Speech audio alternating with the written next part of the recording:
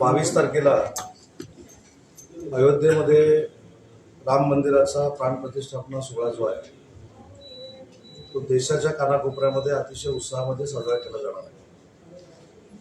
रत्नागिरी जिल्हा असेल, सिंधुदुर्ग असेल, रायगड असेल, या कोकण पट्ट्यामध्ये देखील एक आगळ्या वेगळ्या पद्धतीनं हा सोहळा आम्ही उत्साहात पार पाडणार आहोत. त्याची बैठक देखील आत्ताच राम मंदिराच्या काही मोजक्या पदाधिकाऱ्यांबरोबर जिल्ह्यातल्या प्रातिनिधिक पार पडली.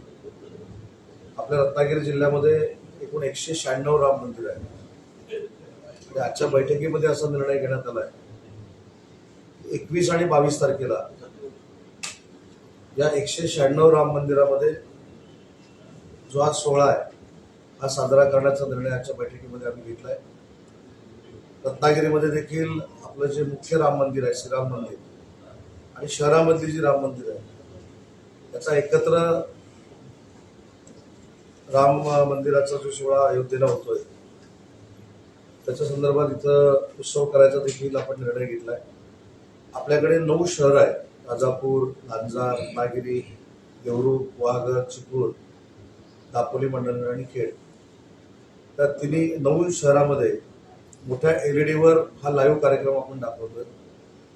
हा लाईव्ह कार्यक्रम झाल्यानंतर महाप्रसादाचं आपण आयोजन केलेलं आहे. राम मंदिरांमध्ये महाप्रसादाचं आयोजन केलं आहे आणि आपल्याकडे एकूण 4663 ही आपली ग्रामदेवता आहे, त्यांची मंदिर आहे. तर त्याला विद्युत रोषणाई, प्रत्येक गावांमध्ये गुड्या उभारणं, घरामध्ये गुड्या उभारणं आणि मला या पत्रकार परिषदेच्या माध्यमातून जिल्ह्यातल्या सगळ्याच रामावर प्रेम करणाऱ्या भक्तांना एक विनंती करायची आहे की हा आपल्यासाठी अतिशय ऐतिहासिक सोहळा आहे आणि म्हणून प्रत्येक घरामध्ये जर गुढी उभारली गेली तर एक आगळा वेगळा कार्यक्रम रत्नागिरी जिल्ह्याच्या वतीनं या महाराष्ट्रामध्ये होईल आणि अशा पद्धतीचा सोहळा साजरा करणारा महाराष्ट्रातला एकमेव जिल्हा हा रत्नागिरी जिल्हा राहील. म्हणून आपलं देखील सहकार्य अपेक्षित आहे. प्रमोद जठार साहेबांनी एक अतिशय बैठकीमध्ये चांगली सूचना केली. ज्या ठिकाणी 196 राम मंदिरं जी आहेत त्या 196च्या 196 राम मंदिरामध्ये तिथल्या स्थानिक लोकांना बरोबर घेऊन, स्थानिक गायक असतील, स्थानिक संच असतील, त्यांना बरोबर घेऊन गीत रामायणाचा कार्यक्रम हा 196च्या 196 राम मंदिरामध्ये करण्याचा आपण निर्णय घेतलाय. आणि याच्यामध्ये जवळजवळ 3.5-4 लाख लोक हे त्या दिवशी सामील असतील अशी शक्यता आम्हाला जिल्हा परिषदेच्या सीओनी सांगितली. पूर्ण जिल्ह्याभरामध्ये सायंकाळी 4 वाजता शोभायात्रा निघेल. या शोभायात्रांमध्ये विशेषतः विद्यार्थी असतील, कॉलेजचे विद्यार्थी असतील, नागरिक असतील, महिला भगिनी असतील, हजारो लोकांची शोभायात्रा ही 22 तारखेला संध्याकाळी 4 वाजता निघेल. आणि विशेषतः जिल्ह्याच्या ठिकाणी प्रमोद महाजन संकुलमध्ये गीत रामायणाचा कार्यक्रम होईल आणि फार मोठी आतिषबाजी, फटाक्याची आतिषबाजी 9 वाजता रत्नागिरी शहरामध्ये जिल्ह्याच्या वतीनं आपण ठेवलेली आहे. आता योगेशजी इथं आहेत, मला सांगताना आनंद होतो की त्यांनी ऑलरेडी एक कार्यक्रम त्यांच्या मतदारसंघामध्ये सेट केला. तसंच जे राम मंदिराचे आता रत्नागिरीतले काही अध्यक्ष उपस्थित होते, वरवडा, मालगुण या परिसरातले, त्यांनी देखील चांगले कार्यक्रम घेतलेले आहेत.